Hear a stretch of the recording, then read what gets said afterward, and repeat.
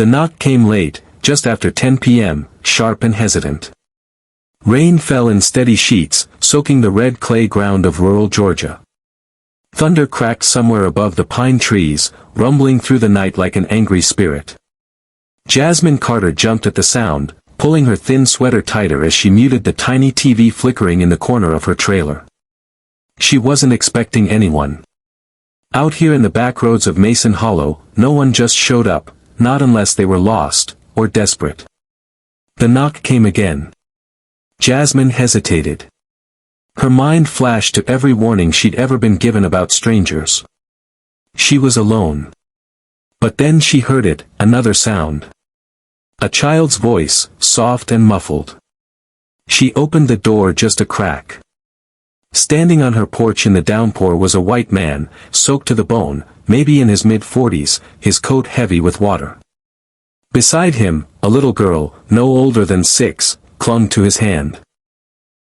Her blonde curls were plastered to her face, her eyes wide with fear and exhaustion. "Ma'am," the man said, voice rough from cold and worry, "our car broke down off the main road. We can't get a tow truck until the morning. We just need somewhere dry for the night. Please." Jasmine looked him over. Everything in her life told her to be cautious, but the girl. Her big blue eyes weren't lying. Jasmine swallowed hard and opened the door wider. "You both better come in before you drown." The trailer was small and weathered, but warm. Jasmine handed them old towels and some dry clothes she hoped might fit. The man introduced himself as Brian Walker. His daughter's name was Sophie. They didn't say much at first, only thanks. "I'm Jasmine," she said, setting 2 chipped mugs of instant cocoa on the table. "You hungry?" "I don't have much, but I can whip up something." Brian looked at her, surprised. "You don't have to do that." Jasmine smiled faintly. "I know I don't. But I want to." She made boxed macaroni and cheese, adding in the last of a can of tuna she had saved. Sophie ate it like it was a 5-star meal. Jasmine noticed how Brian kept glancing around, at the frayed couch, the faded family photos, the near-empty fridge. She was used to that look. After dinner, she gave them her bed. She laid out an old sleeping bag for herself on the couch and gave Sophie her favorite stuffed bear, one she'd held onto since childhood. Later that night, as Jasmine turned out the lights, she heard Sophie whisper, "Daddy, she's really nice." Jasmine smiled in the dark. Her life had never been easy. Jasmine had grown up poor in that very same trailer. Her mother, Patrice, had worked 2 jobs to keep the lights on. Jasmine had dreams once, art school, opening a small studio, but they vanished when her mom died of a stroke during Jasmine's senior year. She put college on hold, took a job at Brenda's diner, then cleaned at the high school at night. She was tired all the time. The kind of tired that goes deeper than the bones. But she was never bitter. Because she still believed in good people, in second chances, and in kindness, even when the world didn't give her much of it. The next morning, Brian and Sophie left just after sunrise. "I don't know how to thank you," he said, shaking her hand with emotion in his eyes. "You already did," Jasmine replied. "Just take care of her." Sophie hugged Jasmine tightly before they left, promising to write. Jasmine stood on her porch and watched them disappear into the misty morning light, thinking she'd never see them again. She had no idea that night would change everything. 3 weeks later, Jasmine was dragging herself home from a double shift. Her feet ached. She had $17 left in her bank account, and rent was due in 4 days. As she approached her trailer, she froze.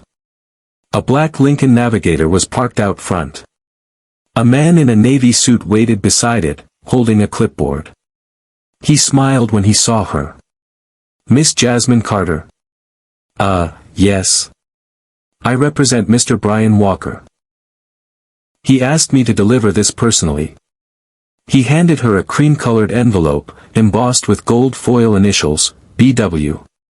Inside was a handwritten letter. And a check. Jasmine gasped. The check was for $250,000.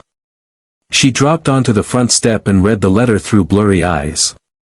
Jasmine. The night we stayed with you, you had every reason to turn us away, but you didn't. You gave us warmth, food, and safety, without knowing who we were. You treated us with more humanity than I've seen in boardrooms and business deals. I'm Brian Walker, CEO of Walker Holdings. I built a company from nothing, but I lost my wife 2 years ago. Since then, I've been searching for something real, something human. That road trip with my daughter was supposed to clear my head. Instead, it led me to you. This money isn't a gift. It's a beginning. Use it for your dreams. Enclosed is also a business card. I'd like to offer you a full-time position at the Walker Foundation, a non-profit I've started for young women from underserved communities. I want you to help me build it. You'll have housing, education, mentorship, anything you need. If anyone deserves a second chance, it's you. Turn around.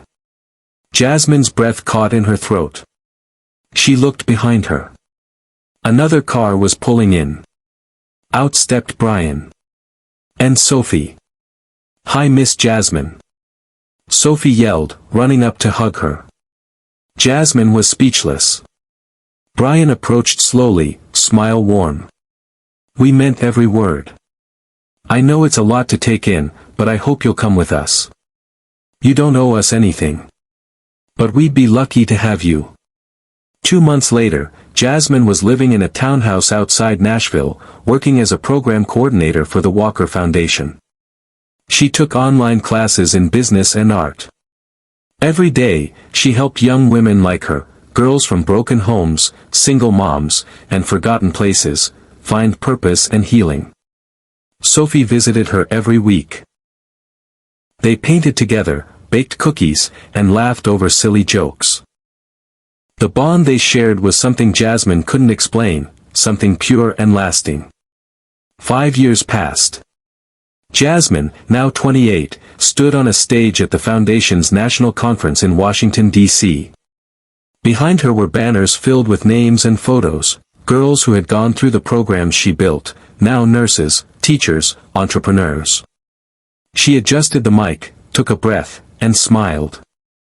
I used to believe the world was too hard for people like me.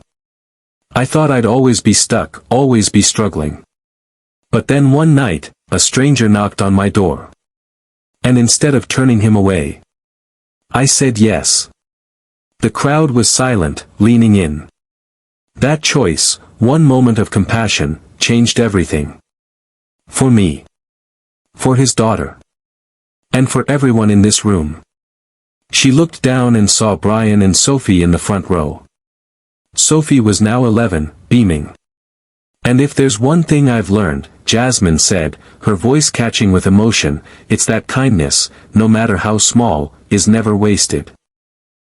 Jasmine's life was far from what she'd imagined back in that trailer in Mason Hollow. It was richer, not just in money, but in purpose.